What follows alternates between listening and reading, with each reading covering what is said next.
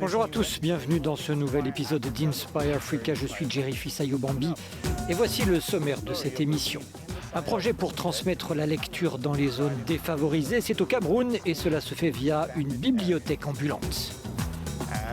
À Goma, en République démocratique du Congo, on se soucie d'environnement. Un entrepreneur a décidé de produire des sacs en papier biodégradables et ce pour lutter contre la pollution. Enfin, nous aurons un entretien avec un jeune ingénieur nigérian, Jerry Isaac Malo. Jerry Isaac Malo. This is Inspire Africa. Débutons par le Cameroun via le projet Lit au Sahel, une initiative de David Wanedam. Il utilise des tricycles mobiles pour transporter des livres dans les écoles, les universités au sein de zones défavorisées. Cette jeune femme travaille pour l'association Mouta Andal. Elle a pour mission de sélectionner des dizaines de livres qui seront ensuite transportés dans certains quartiers de la ville de Maroua au nord du Cameroun pour être mis à la disposition des lecteurs. Ici, les livres sont une denrée rare. Ce concept de bibliothèque ambulante est donc le bienvenu. Ils avaient beaucoup de difficultés à avoir accès aux livres et pire encore dans une région où il n'y a pas la bibliothèque, ce n'était pas facile, ce n'était pas évident. Alors pour leur permettre de se familiariser avec la documentation, il était important pour nous d'aller plutôt vers le lecteur que d'attendre le lecteur sur place. Et donc c'est ça l'objectif. Dans ce quartier, les lecteurs attendent avec impatience de choisir leurs ouvrages. Pour nous autres, c'était la première fois de découvrir et surtout d'expérimenter la faisabilité d'une voiture ambulante qui pouvait permettre à tout le monde d'accéder à un bon nombre d'ouvrages ou de documents. Malgré une population d'environ 1 million d'habitants, la ville de Maroua ne possède qu'une seule bibliothèque. C'est pour faciliter l'accès de la population aux livres que David Wanedam, qui est à l'origine de ce projet, a quitté sa carrière dans l'humanitaire. Ce qui m'a motivé davantage aussi, c'est l'état dans lequel se trouvait la bibliothèque municipale de la ville de Maroua. Et aussi l'absence criante d'accès aux livres, d'accès à l'information de manière générale. Nous n'avons pas de bibliothèque. La seule bibliothèque dont disposent les jeunes, les étudiants et les chercheurs de la ville de Maroua, c'est Internet. Encore que Internet n'est pas disponible sur l'ensemble de la région. Et malgré des débuts difficiles, les habitants semblent séduits par ce concept où des petits véhicules amènent des livres au plus près des lecteurs. Les débuts ont été timides, certainement en raison de la pandémie Covid que nous connaissons tous aussi. On ne pouvait pas faire certaines commandes internationales de livres, par exemple, mais aussi on ne pouvait pas rassembler beaucoup de personnes en un même lieu. Donc aujourd'hui, il y a un succès de plus en plus fort sur le projet. De plus en plus de gens nous sollicitent. Le projet vient combler l'absence de bibliothèque dans la ville, mais il permet aussi de lutter contre l'analphabétisme qui touche une partie de la population. Après le Cameroun, direction Goma, en République démocratique du Congo, où Jérémy et ses collègues apportent une solution biodégradable à la pollution environnementale.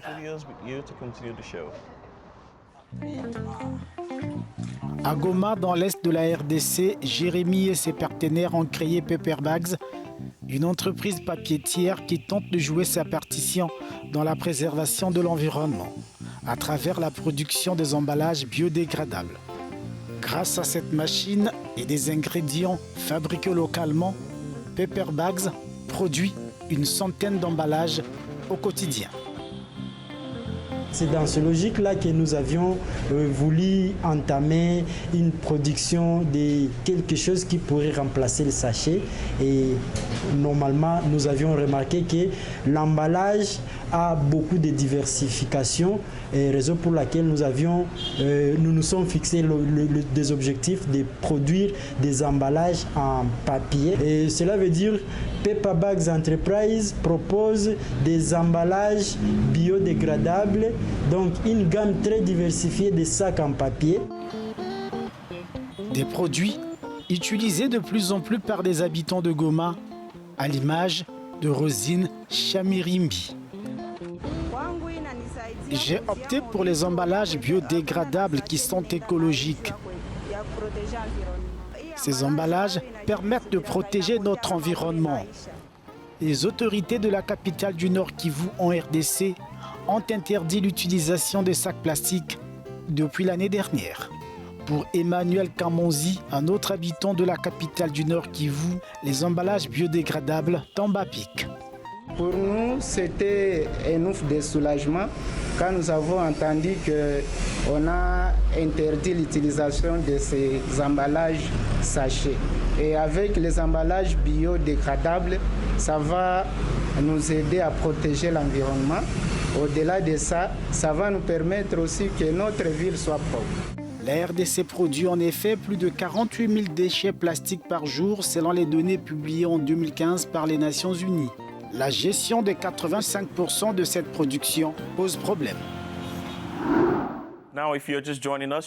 L'ingénieur et entrepreneur nigérian Jerry Isaac Malo est revenu au Nigeria après des études au Royaume-Uni. Il a lancé les technologies Beni et a fabriqué la première voiture de sport en fibre de verre du Nigeria. Plus récemment, il fut lauréat 2022 pour le prix du futur pour l'entrepreneuriat. Il me rejoint d'Abuja. Bienvenue au sein d'Inspire Africa et encore bravo pour votre prix. Merci. Pour débuter, avez-vous toujours désiré être ingénieur ?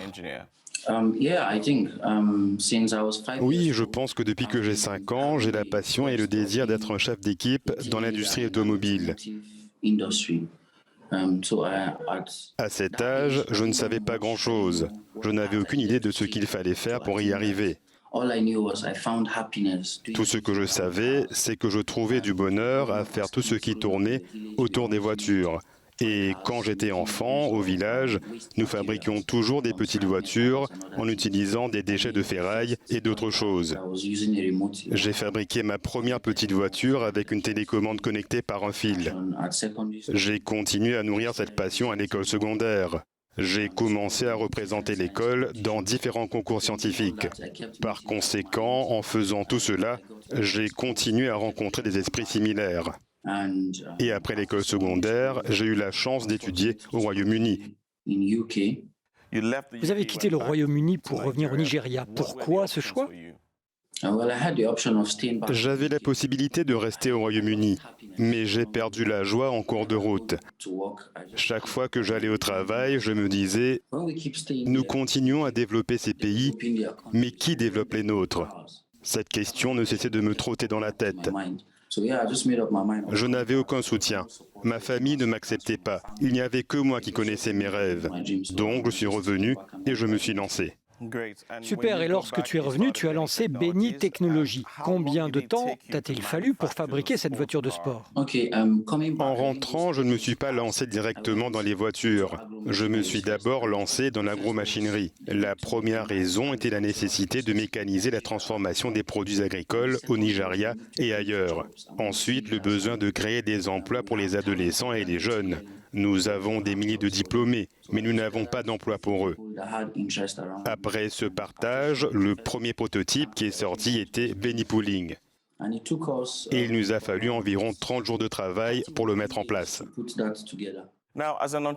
Aujourd'hui, en tant qu'entrepreneur et ingénieur, qu'est-ce qui, à tes yeux, est la chose la plus essentielle ? Je pense que c'est l'automotivation. Il est très difficile de créer tel type d'entreprise ou tel type de système en Afrique. Nous avons peu ou pas de système qui encourage ce genre d'équipe. Vous devez sans cesse surmonter des défis et des obstacles. Si vous n'êtes pas motivé, il n'y a personne pour vous motiver à en faire plus. Il faut donc continuer à se surpasser. Vous devez vraiment effacer de votre esprit le fait d'abandonner. Quels sont les nouveaux projets sur lesquels tu travailles ? Nous mettons l'accent sur les 2 branches principales. Beni Agro, qui se concentre sur la production de machines agricoles, ce que nous faisons tous les jours. J'essaie juste de rendre les processus agricoles plus simples, plus faciles, plus rapides et plus économiques pour plus de revenus. L'autre branche est Beni Automobile, qui se concentre sur la conception et vise un futur proche où nous serons prêts à construire des voitures pour les mettre sur route. Jerry, je te remercie d'avoir répondu à mes questions. Merci de m'avoir reçu. Et c'est sur cette note que se termine cet épisode d'Inspire Africa. Je suis Jerry Fils-Ayo-Bambi. Je vous laisse avec quelques-unes des images qui ont retenu notre attention sur les réseaux sociaux.